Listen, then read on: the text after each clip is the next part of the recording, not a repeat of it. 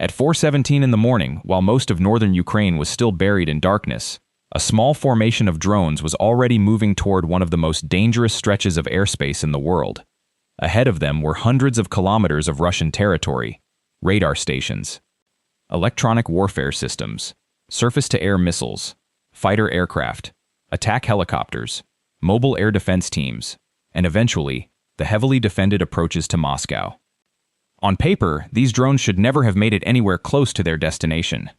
They were slow, they flew low, they weren't stealth bombers worth hundreds of millions of dollars, they weren't hypersonic weapons moving too quickly to intercept. They were relatively inexpensive unmanned aircraft heading toward a target hundreds of kilometers away, and yet that apparent weakness was exactly what made the problem so complicated, because Russia's defenses had been designed around a very different kind of threat. The first obstacle wasn't even a missile. It was something invisible. Electronic warfare. Russian forces have invested heavily in systems designed to interfere with satellite navigation. Instead of physically destroying an incoming drone, electronic warfare can attempt to make navigation unreliable by jamming or manipulating the signals the aircraft expects to receive. Imagine driving through complete darkness while somebody secretly changes every road sign. Your car still works. Your engine is fine. You haven't hit anything. But suddenly, the information telling you where you are can no longer be trusted. For a drone completely dependent on satellite navigation, that can be enough. Except these aircraft were reportedly prepared for exactly that possibility. Rather than blindly trusting satellite positioning for the entire journey, they could rely on inertial navigation for substantial portions of the flight.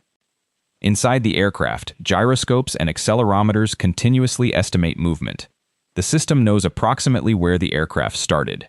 It measures changes in direction, acceleration, and time, then calculates where the aircraft should be. That approach isn't perfect. Small errors accumulate.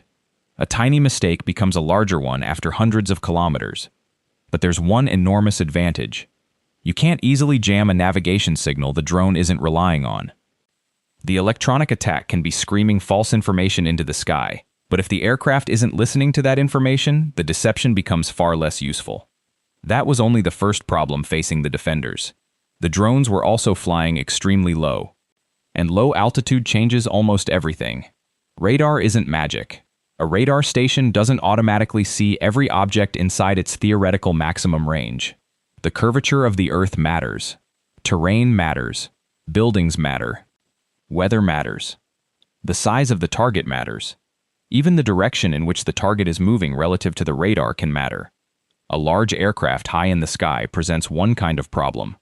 A small drone flying close to the terrain presents another. And that distinction becomes critical when a defensive network has been optimized for decades around detecting aircraft and missiles that behave very differently. As the formation moved deeper into Russian territory, weather may have made that challenge even worse. Rain creates clutter. Radar operators don't want their displays overwhelmed every time weather moves through the area, so radar systems use sophisticated processing to distinguish meaningful targets from background noise. Normally, that's an advantage. But every filter involves a trade-off. Set the threshold too low and operators drown in false alarms.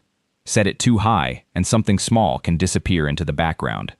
That's the strange paradox at the center of modern drone warfare. A target can sometimes become difficult to detect not because it's technologically superior, but because it falls into an uncomfortable space between the categories the defensive system was originally built to handle. Too small to resemble a conventional aircraft. Too slow for some filters. Too low for comfortable long-range detection. Yet still dangerous enough to carry an explosive payload hundreds of kilometers. And even when a radar does detect something, another problem appears immediately. Identification. Russian airspace during wartime isn't necessarily empty. Friendly drones may be operating. Military aircraft may be returning from missions. Helicopters may be moving between bases. Civilian aviation has to be considered in some regions. So a radar contact isn't automatically a target. Someone has to determine what they're looking at. Is it hostile? Is it friendly? Is the track reliable? Does another radar see it? Has identification been confirmed? Can someone authorize an engagement? Those questions sound reasonable. They are reasonable. But a drone traveling roughly 150 or 160 kilometers per hour doesn't stop while people answer them. Every minute spent confirming the contact moves the aircraft another few kilometers forward. And that's where bureaucracy itself can become part of the battle. One operator sees something unusual. He reports it. Someone else checks. Another station is contacted. The track disappears. Then it returns. Someone asks whether friendly aircraft are operating nearby. Another person wants confirmation before approving a launch. None of those decisions are irrational. The consequences of shooting down your own aircraft can be catastrophic. But the attacker doesn't need every defensive crew to make a terrible decision. It only needs enough hesitation, uncertainty, and incomplete information to create a path. Then one battery finally gets what looks like a usable shot. A surface-to-air missile launches. Now consider the economics. The interceptor may cost vastly more than the drone it's trying to destroy. That's already uncomfortable. But cost isn't the biggest issue. The missile was designed for a certain target environment. Fast aircraft. Larger radar returns. Targets flying at altitudes where the missile and its fuse behave predictably. A tiny aircraft skimming close to the ground changes the geometry. The ground itself produces an enormous radar return. A proximity fuse trying to determine the correct moment to detonate now has to distinguish a small aircraft from everything underneath it. Even an extraordinarily capable weapon can struggle when asked to perform outside the conditions for which it was optimized. That's an important point. A sophisticated defense doesn't suddenly become useless. Russian long-range air defense systems remain extremely dangerous, but sophistication doesn't eliminate physics. A Formula One car is incredibly advanced. That doesn't mean it's the vehicle you'd choose to cross a swamp. The wrong target can force an excellent weapon into an awkward fight. And these drones were creating exactly that kind of fight. Another defensive layer reportedly encountered a different problem. Tracking systems often use movement to help distinguish real threats from background objects. Vehicles move. Birds move. Rotating machinery moves. Weather moves. If every moving object became a target, operators would be overwhelmed. So systems filter.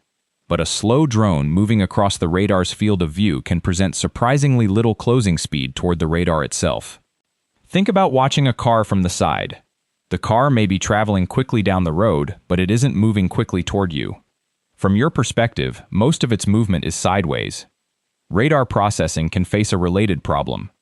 And suddenly, the drone isn't winning because it has some futuristic cloaking device. It's surviving because its speed, altitude, size, and route combine to create a target that sits awkwardly inside the defensive system's assumptions. But eventually, something sees it clearly. High above the ground, an airborne radar aircraft has a completely different view. From altitude, the radar horizon expands dramatically. Terrain that concealed a low-flying aircraft from a ground station becomes less helpful. The drone that was hiding near the horizon is now being observed from above. And this is where the situation becomes far more dangerous for the attackers. Russia has operated A-50 airborne early warning aircraft for long-range surveillance and battle management. An aircraft like that can detect and organize threats over an enormous area. But there's a catch. A radar aircraft can see many things. It cannot personally destroy all of them. Detection has to become action. Tracks must be classified. Interceptors must be assigned. Pilots have to reach the correct area. Ground units need coordinates. And if multiple drones and decoys appear simultaneously across a huge region, the defender's workload increases rapidly. That's saturation. And saturation doesn't necessarily mean sending hundreds of weapons at one radar station. It can simply mean creating more decisions than a defensive network can comfortably make at the same time. One contact appears. Then another. Then 5.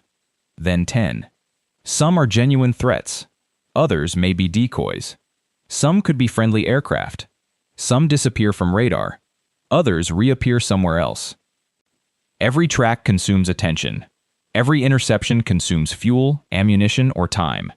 And every defender sent after one target is temporarily unavailable somewhere else. This is where the economics of inexpensive drones become strategically interesting. Imagine spending $1 million to destroy something worth $200,000. One exchange doesn't matter much. The defender successfully stopped the attack. Do that repeatedly, however, and the calculation changes. The attacker isn't only trying to destroy something. It may also be forcing the defender to reveal radar positions, launch expensive interceptors, move aircraft, activate electronic warfare systems, and keep personnel on alert. The drone becomes both weapon and question, and Russia has to answer every question because it doesn't know which aircraft is carrying the dangerous payload. But the defenders weren't helpless. Far from it. One of the most effective answers reportedly came from something that sounds almost absurd compared with an advanced missile battery: an attack helicopter. At first, that seems backwards. Why use a helicopter to intercept an aircraft when fighter jets exist? Because speed can become a disadvantage. A fighter jet closing on a drone moving at only around 160 kilometers per hour may have very little time to identify, line up, and engage the target before blasting past it. The fighter is simply too fast. A helicopter can do something completely different. It can approach the drone and roughly match its speed. Instead of making one high-speed pass, the helicopter crew can remain near the target long enough to engage it more deliberately. It's the difference between trying to photograph a cyclist while racing past in a sports car and simply riding alongside them. Against a slow propeller-driven drone, the slower aircraft can suddenly become the better interceptor. According to the narrative surrounding the attack, helicopters managed to destroy part of the incoming formation.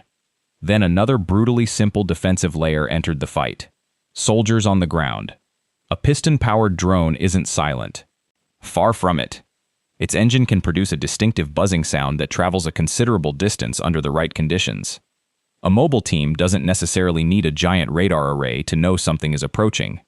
Sometimes they can hear it. Thermal optics can then help locate the aircraft. A shoulder-fired heat-seeking missile provides the final step. And unlike satellite-dependent systems, the missile doesn't care whether the drone's navigation is being jammed. It follows heat. One aircraft disappears.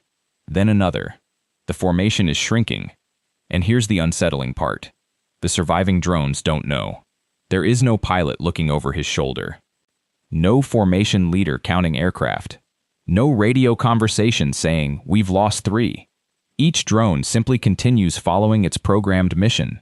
The others could all be destroyed and the last aircraft would continue forward as though nothing happened. That's simultaneously a weakness and an advantage. The machine can't improvise like a human pilot, but it also doesn't panic.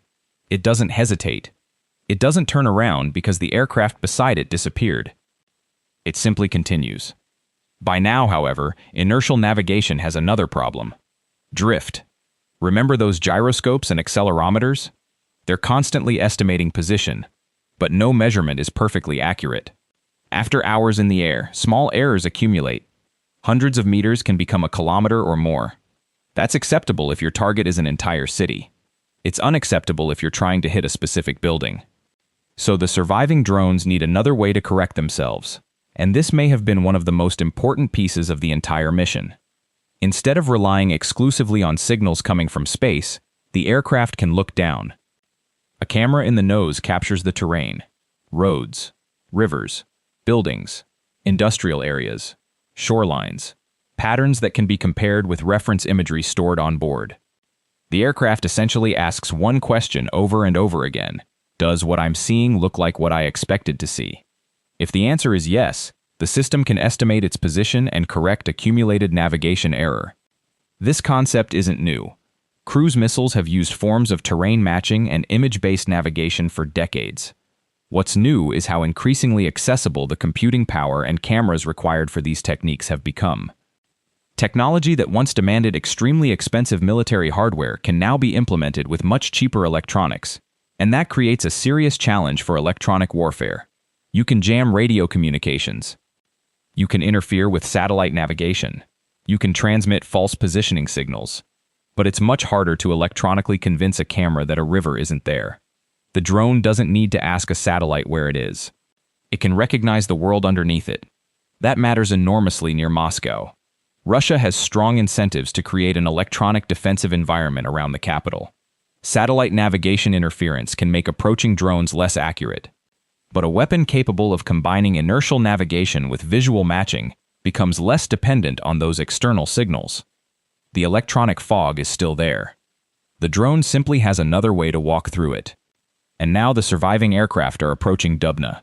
This is where the defensive network gets another opportunity. Long-range radar detects the incoming tracks. But firing a large, expensive missile may not be the ideal answer. Instead, the information can be passed to a shorter-range system positioned closer to the target. That concept is fundamental to layered air defense. One system sees far. Another system shoots close. A large radar can provide the warning. A point defense system can handle the actual interception. This time, the network works. A Tor short-range air defense system receives the cue. The crew prepares. The target is low. Small, fast enough to matter, slow enough to create tracking challenges. And the engagement window is tiny. The missile launches. One of the drones is hit before reaching the target area. For a moment, it looks as though the defense may finally have solved the puzzle. But there is another limitation. Range. A point defense system protects a relatively small area. It is extremely dangerous inside that area. Outside it, the system can't do much. If several drones arrive close together, the crew has seconds to detect, track, engage, assess the result, and prepare for another shot.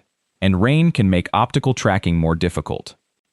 The same weather that helped conceal small aircraft earlier can now reduce the defender's ability to visually confirm the remaining targets. One drone is gone. Others continue.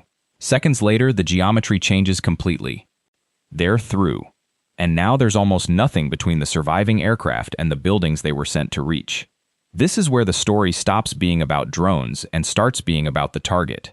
Dubna isn't simply another town north of Moscow. It is historically associated with Russian science and advanced research. The target described in reports surrounding the strike was linked to satellite communications infrastructure, and that changes the strategic meaning of the entire mission. Destroying a satellite in orbit is extraordinarily difficult. Satellites travel hundreds or thousands of kilometers above Earth. Anti-satellite weapons are expensive, technically demanding, and politically escalatory. But every satellite has a weakness that doesn't orbit Earth. It needs infrastructure on the ground. Antennas, control systems, communications equipment, operators, data links, buildings, power. A satellite can be functioning perfectly in space and still become less useful if the ground infrastructure communicating with it is damaged. Think of an expensive smartphone with no network. The hardware still exists, but the connection that makes it useful has been interrupted. That's why a large satellite ground station can become such an attractive military target. You don't necessarily have to reach space. You attack the point where space connects to Earth. The surviving drones approach low. The distinctive engine noise grows louder. People on the ground may have only seconds to understand what they're hearing. The navigation system is no longer trying to find a city hundreds of kilometers wide. It's looking for specific structures. The camera compares the scene below with stored reference imagery. The aircraft adjusts. The target fills more of the frame. 2 kilometers. 1 kilometer. Hundreds of meters. Then impact. The first drone reaches the complex. Another follows. Then another. Images reported afterward appeared to show damage around multiple structures associated with the facility. And suddenly, the extraordinary imbalance behind the operation becomes clear. Russia's satellites remain in orbit. No spacecraft falls from the sky. There is no science fiction battle above Earth.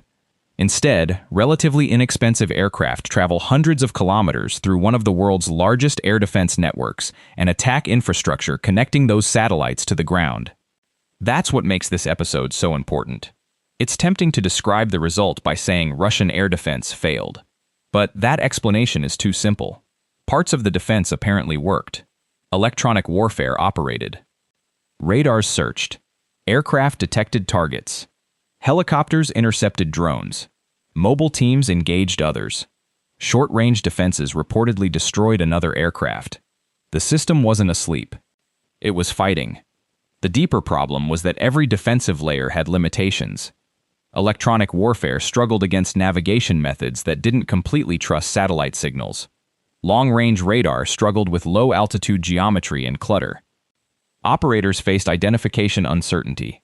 Large missiles were expensive and not always optimized for tiny targets close to the terrain. Fast jets weren't necessarily ideal against extremely slow aircraft.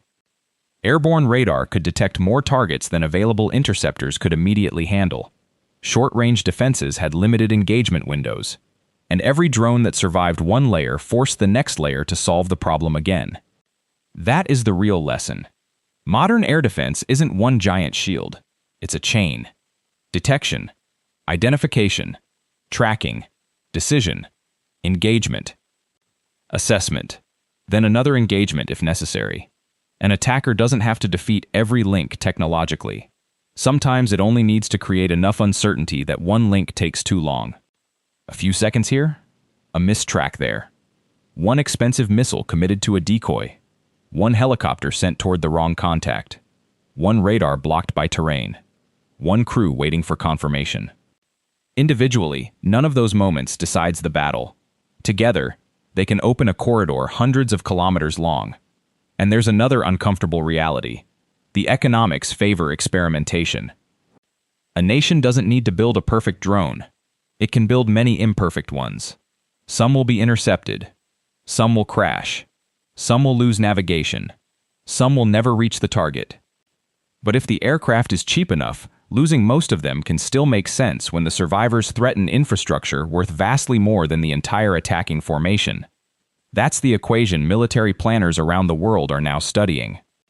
For decades, air defense evolved around increasingly sophisticated aircraft and missiles. Faster threats produced faster interceptors. Higher threats produced longer-range radar. Stealth produced better sensors. Electronic warfare produced more resilient communications. Then something strange happened. Cheap drones entered the battlefield in enormous numbers and asked a completely different question. What happens if the threat isn't faster? What happens if it's slower? Lower? Smaller? Cheaper? What happens when shooting it down can cost more than building another one? What happens when 20 contacts appear and only 5 are actually dangerous? What happens when satellite navigation disappears but cameras, inertial systems, and onboard computers keep improving? And perhaps most importantly, what happens when the target isn't the billion-dollar weapon itself, but the vulnerable infrastructure that makes that weapon useful? The strike on Dubna offers a glimpse of that future.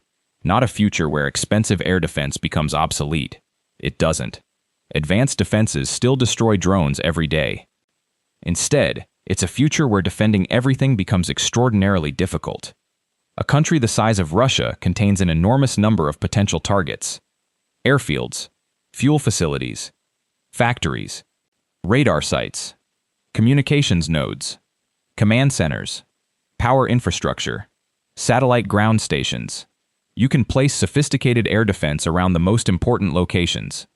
But every system positioned around one facility isn't somewhere else. Every radar has a horizon. Every missile has a range. Every launcher has limited ammunition. Every aircraft has limited fuel. Every crew has limited attention. And attackers can choose when and where to concentrate. That's why the cheapest component in this story may have produced the most expensive consequence. Not the warhead. Not the engine. Not even the navigation computer. Uncertainty. Every time a radar operator wondered whether a contact was real, uncertainty bought distance. Every time defenders had to distinguish a drone from clutter, uncertainty bought distance. Every time someone questioned whether the track could be friendly, uncertainty bought distance. Every time a decoy demanded attention, uncertainty bought distance for something else. And kilometer by kilometer, that distance eventually became the difference between interception and impact. 7 aircraft did not need 7 successes.